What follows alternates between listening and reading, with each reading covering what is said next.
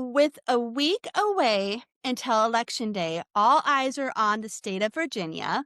And today I am joined by former host of V or WRVA Morning Show and Lieutenant Governor candidate John Reed. Thank you so much for joining me today, John.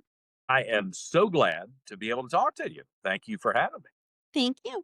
First question I always ask is how you got started in politics and your connection with Ronald Reagan. You were a former intern for Ronald Reagan. So, can you talk about how that experience shaped you? I'm delighted. I've been around politics my whole life. My dad was a Republican activist back when there were very few Republicans in the state of Virginia. It was Democrat dominated. And I watched as he worked every single week, every single weekend, campaign after campaign to try to, move the needle and convince people that conservative thought was probably the best solution, especially as you watch the Democrat Party start to change. Nothing like it is now. I Right. mean, we thought it was a little radical back in the early 80s, but now it's truly gone crazy as an institution, as an organization, as a philosophy. He eventually got to the point where he represented my county, our county of Henrico County, which is right outside of the state capital of Richmond, for Mhm. 18 years in the House of Delegates. Oh, So I had volunteered on the campaigns, and I was the little guy at the polling place handing out the sample ballots from probably the age of 10 on. I was around all that. But when it got time for me to finish high school, there are two things. You don't want to be a PK. You know what that is? You don't want to be a preacher's kid and you don't want to be a politician's kid. Well, I didn't want to be the politician's kid in college. So I mm. went to Baylor University in Waco, Texas, which I knew no one. I just showed up and, bought my first pair of cowboy boots. It was a great experience. But from there, I interned at the CBS television station. And then one summer, I worked in the House of Representatives for our congressman in Washington. While I was there, I met a couple of folks who had worked for President Reagan in the White House and had gone with him to California. Oh, And they said, "Hey, if you're interested in TV and politics, you should come work for Ronald Reagan." I thought, oh my gosh, what is Ronald Reagan doing? He'd been out of office for 3.5 years at that point. Former presidents, as we know now, they write books, they do book tours, they give speeches at fancy places, and then they give those forum speeches with 3,000, 4,000 people. That's kind of what ex-presidents do. And so I immediately sent a resume by FedEx because you couldn't, there was no email back then in 92. And I got an invitation to come to LA and interview, got the job. And it was supposed to be a 3-month internship. And I stayed all of 1993, traveling the country with the president and Mrs. Reagan. It didn't pay anything. So I had to live at UCLA at my fraternity house and be the resident advisor. And what a difference it was from a Baptist school like Baylor mhm. versus UCLA. But Imagine. 1993 was really remarkable. And went to Mexico with President Reagan. I traveled all over California with him.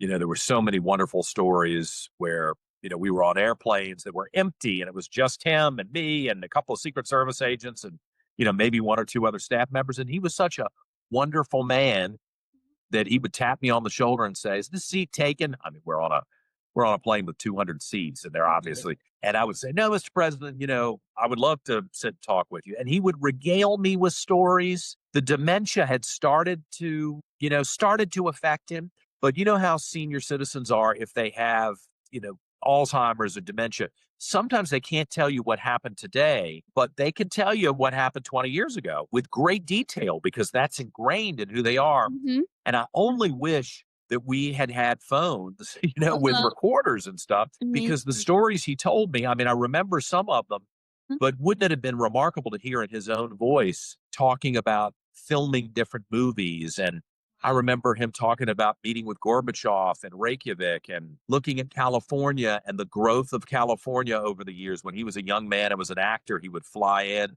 and there were truly little villages. And then there'd be long stretches of darkness between Westwood Village and downtown Los Angeles.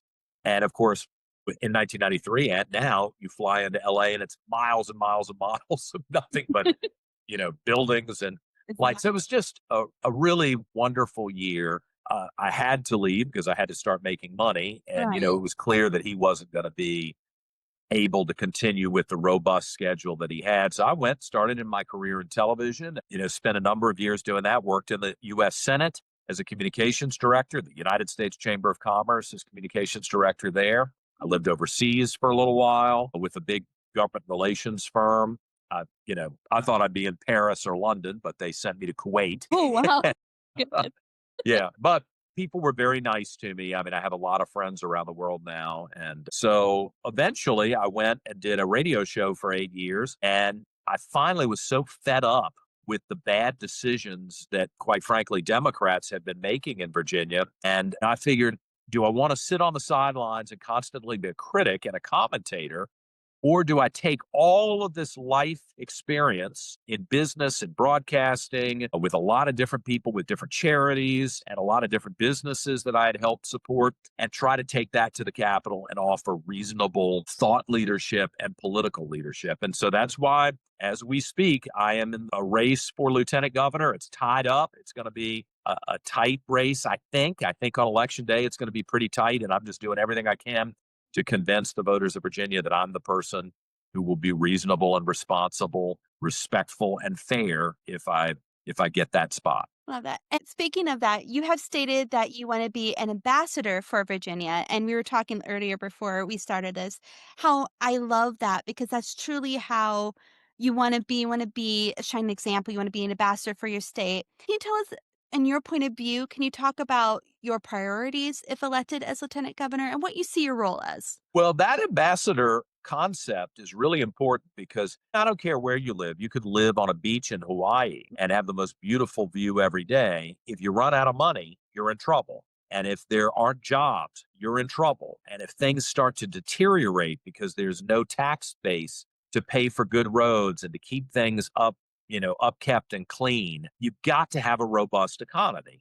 And without being disrespectful, I'm just telling you, there are a lot of people at the capital of Virginia, in Richmond and in Washington, who are social justice warriors. They probably feel very passionately, and they may know a lot about one issue. I don't know, sometimes that's debatable, but they feel very strongly about one issue, but they don't have the breadth of knowledge to make wise decisions about a lot of different topics that come before the legislature, Mhm. especially business issues. Exactly. And the Democrats now have done a 180 on some of the key components of an economic prosperity agenda, which have benefited Democrats and Republicans for decades, like the right to work, where if everybody around you joins a union, you still don't have to join the union.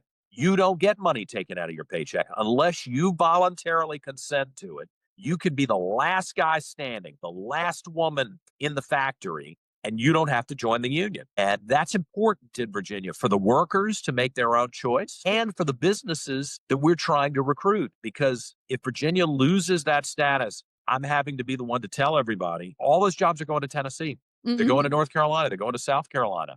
That will be a problem for us. And for some reason, the modern Democrats in Virginia are more concerned about placating the leaders of the unions than they are about looking after the working man and woman, the working families of Virginia. I'm standing up for them so they have opportunities. I'm going to fight like heck to make sure that they're okay. Absolutely. And with early voting already weeks in, how is the ground game looking? What are your objectives over the next over the next week till election day to get your priorities and what are Virginians saying their priorities are? Yeah.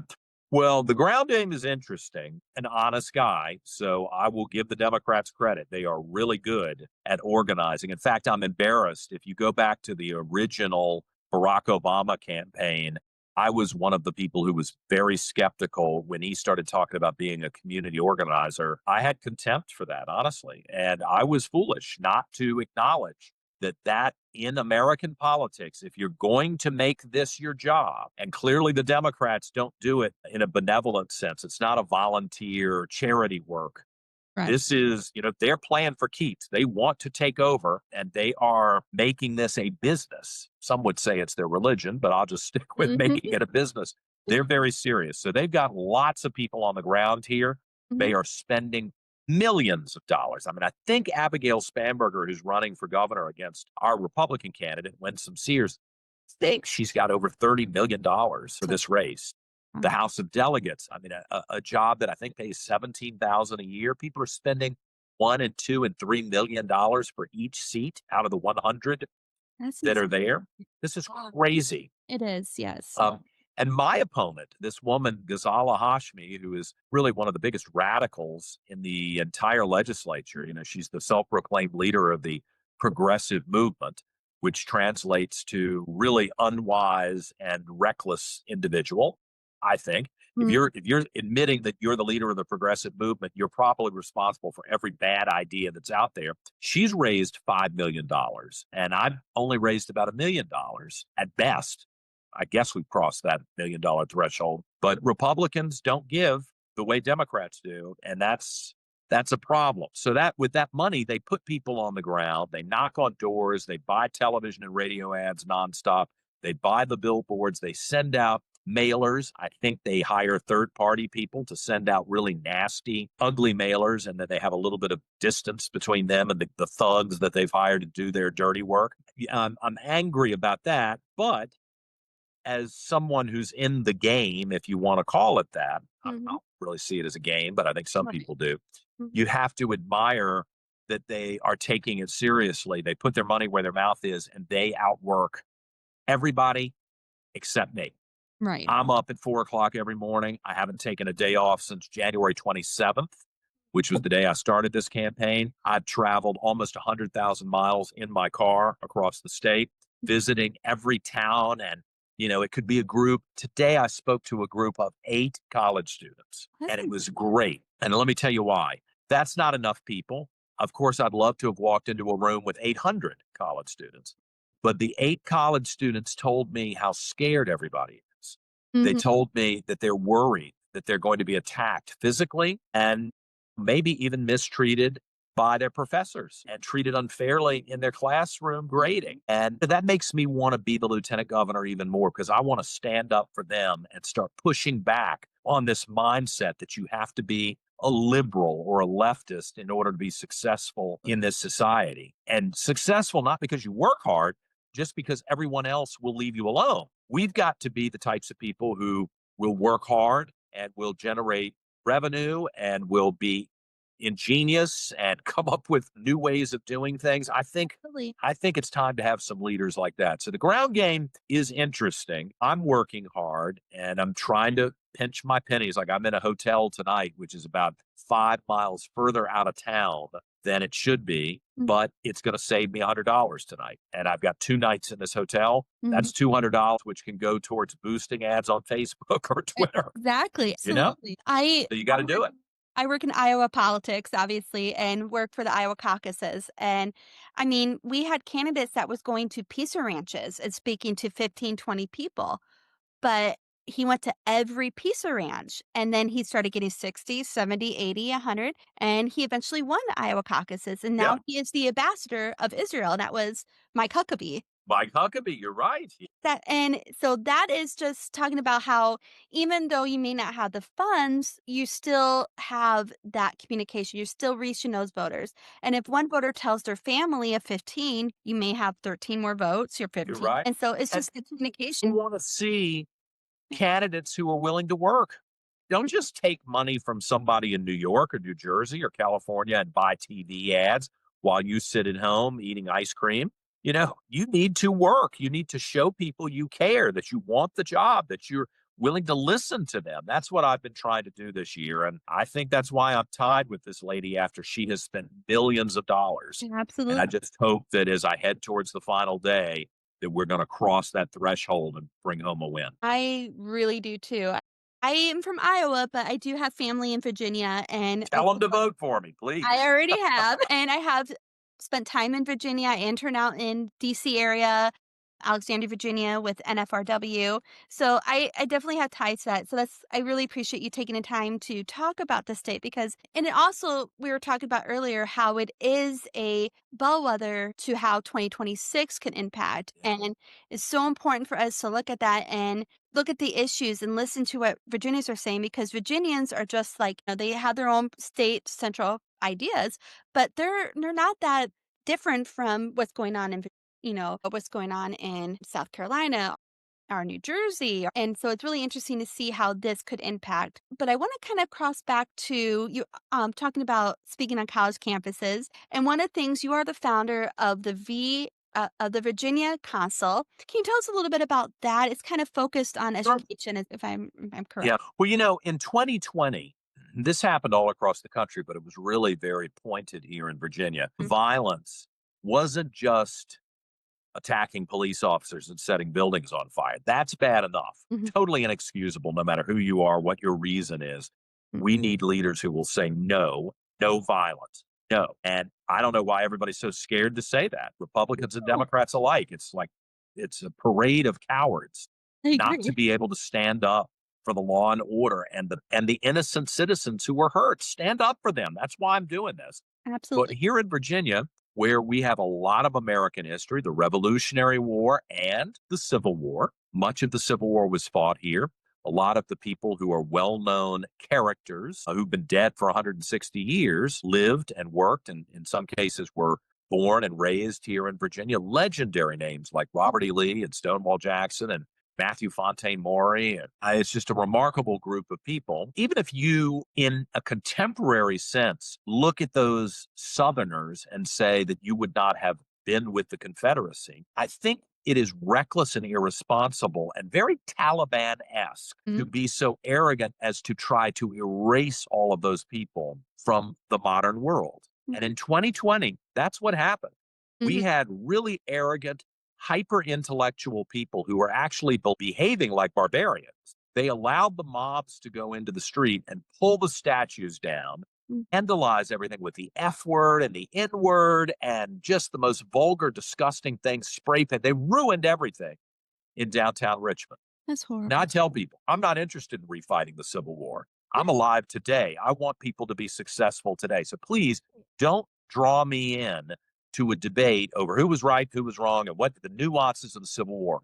Read a book, it's fine. We're not going to refight the Civil War. But what I'm also not going to tolerate as a citizen or as an elected official Mhm. is the mob running wild through the streets and deciding whose bones get dug up out of the cemetery, which Right. statues stay up, which memorials and tombs are desecrated. No. Again, why will no one stand up and demand civilization from people who claim to be the most intellectual among us? Right. So that is another reason that I'm running. But I did start the Virginia Council because I found, as I spoke about this on the radio regularly, there were a lot of people who were intellectuals, Mhm. who are teachers, professors, store owners, who had an appreciation for what other generations have given us, Mhm. sometimes for artistic reasons, sometimes for political reasons, Mhm. preservationist reasons. And Right. so we have bound together to try to stop any additional destruction of Virginia's history. This is important for people who come to this state to tour, to see Mm. what are magnificent works of art, at least the Mhm. ones that are still up. Right. They destroyed the ones that were created by the greatest artists of France at the time. If you put your city in the hands of people who are inexperienced and disrespectful, Right. you shouldn't be surprised when you're living in squalor. And Right. that's where we're headed if we don't get responsible people in place. Absolutely. I agree 100%. And one of the things that I admire you talked about being on the radio is that you gave up your stable income, your great job, stable to run for lieutenant governor. Yeah. And I really admire The that. mortgage is due on November 1st. I'm kind of worried about it because the paycheck ain't coming in anymore and the money has dwindled over the last 10 months. I can imagine. And that takes, talk about the risk of that and talk about what led you to that decision. Because obviously, you can say and complain about what's going on, but to actually to stand up and do that and risk your livelihood for this, I just admire you so much for doing that. Can you talk a little bit about what led to that decision? Well, I'm Kind very of already have. hopeful that I'm going to be successful on the other end. It still doesn't, this job, if I get it as lieutenant governor, really does not pay very much. And so it's a part time job. So I'll still have to find a full time job as well. But I really feel like I'm 54 years old now. I'm not a kid. I'm not an old man, but I'm not a kid. I've lived a lot of living and I've Mhm, seen a lot of things, some good, some bad. I've had some great successes and some failures. And I think that that has prepared me to identify opportunities as a political leader and as a civic leader, to identify potential problems that may look like opportunities, but in the end are going to be detrimental and mhm, flag those for people. I have been given some wonderful gifts as an individual with the ability to speak in a way that I hope will win over people's hearts and minds. So I'd like to use those skills and that life experience to push Virginia into a place where there's prosperity for everybody. mhm, If as long as you're willing to work, you can be happy here, and where we realign instead of this constant tug of war, which has now become a very violent tug of war um, fortunately, yeah. and hostility. I'd like to see us get to a place where we give each other a lot of elbow room, and you agree, disagree, totally fine. I don't, I'm not going to take it personally. Like, I don't know if your audience knows this. It's not a big deal to me, but everybody talks about it behind my back, so I just bring it up. Mhm, I'm the first gay candidate on a statewide ticket in the history of Virginia, Republican or Democrat. Kind of weird. I think it's notable, but it's not paramount. I don't think it's the most interesting thing about me, mhm. but I'm not going to deny it. It's true. I think that my job as lieutenant governor is to protect everybody's rights, to Right, protect absolutely. the rights of religious people who may not Mhm, agree with gay marriage or that's right. okay. You Mhm, get to run your church any way you want to. You right. get to preach what you want to preach. You Mhm, don't have to cater to me as a citizen or as an elected official. And somehow we've lost the concept of what freedom in a free society really is. As mhm, long as you're not going after and hurting someone else, then I need to back up and let you live your life. And mhm. you need to back up and let me live my life too. Absolutely. And Yep. and I think that's the only way forward. Diversity is not a strength. Common values and common goals amongst diverse people is the Mhm, strength. And I'm absolutely. trying to identify those common values and those common goals and say to white people and black people and Latinos and to Mhm, Asians and to old people and to young people and, Jews and Hindus and mhm, Muslims and Christians. mhm. Here, can we agree on some basic rules of the road? And can we identify the things that we need to do together in order for all of us to achieve? And I think that's going to be possible. I hope for that, and you're kind of talking about how it's become violent and just are and so I guess no lack of open-mindedness. I wanted to ask your thoughts on the recent revelations of the violent messages from Attorney General candidate Jay Jones and how that has impacted the race and how you see that playing out and what are Virginians saying to you on a campaign trail? Are they bringing up? I know there's a lot of other issues, but I know this is in the minds of Virginians as well. So if you could talk a little about your thoughts on that. Yeah, those text messages when we first heard about them, everybody was jumping all over me like, "John, you need to say something. You're the only one who hadn't said anything." And I said, "You're right, because I'm not going to say anything until I know it's true." I Right. know what it's like to be accused. I Mhm. know what it's like to be slandered and smeared over things that aren't true. So I'm not going to do that to somebody else. So I waited.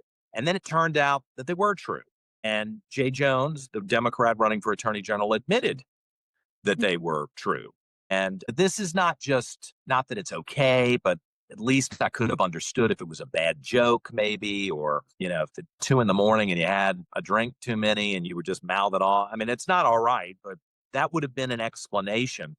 But Exactly. no, it didn't stop at I'm trying to go after my political opponents. It was a grotesque statement of I would like to see their children murdered and have the wife hold the kids while they die in order to change their political opinion. And when the recipient of the text said, "Don't you think you're crossing the line or something like, that this is not right?" he doubled and tripled down on it. I mean, Mhm. this is the kind of violent mindset, which I hate to say is a part of the modern Democrat Party in Virginia and Unfortunately. elsewhere. And somebody has to stop it. And it's shocking to me that nobody in the Democrat Party has forced this guy to step down or even demanded that he step down. They've, like, that's not very nice. You shouldn't have said that, but you can still run to be the top cop in the whole Exactly. state. Right. I mean, if he was going to be a street cop in downtown Richmond or in Northern Virginia, he Mhm. would not get the job if they showed these texts to the HR department. And he shouldn't, because do you want to be judged by someone who has already indicated that they wouldn't mind killing you and your family in order to change your vote? I don't feel good about that. I don't feel okay about that. I don't think Republicans have to be at every job exclusively, Right. but I think only moral people who Right. have the most basic standard of "I'm not gonna kill you" should be Right. in those jobs. That should definitely be a litmus test. I think so too, yeah. And the last question I wanted to ask you is what is the one thing you want Virginians to take away after listening to this today about your campaign? What you hope to achieve over the next week as we do the countdown to election day on November Yeah. 4th? Well, I've worked hard. I don't think many political people are willing to work hard anymore. I think that Right. they expect to buy support, either kind of conniving, I scratch your back, you scratch my back.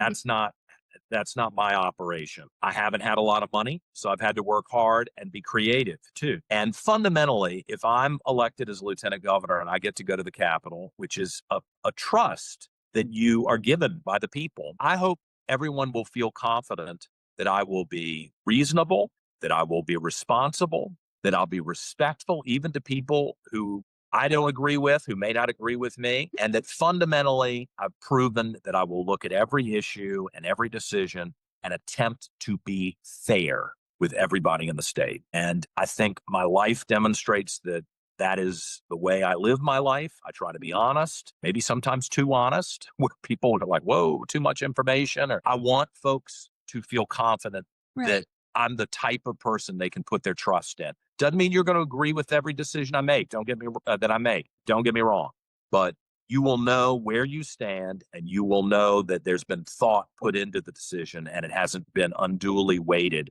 by outside forces. And that's that's a rare thing in Yeah, modern American politics, and it is. I think it's important. Absolutely. So I want to thank you so much for joining me today, and I wish you all the best on the home stretch.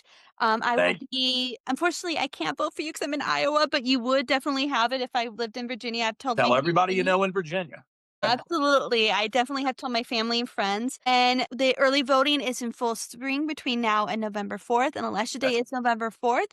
So get out there and vote, Virginia, for John Reed. You won't be disappointed. He is an amazing candidate, and I appreciate you being on the show today. I'm so thankful for your time and your interest, and hopefully we'll bring home a win and have 4 years of really responsible government and prosperity. I think that's what we can deliver.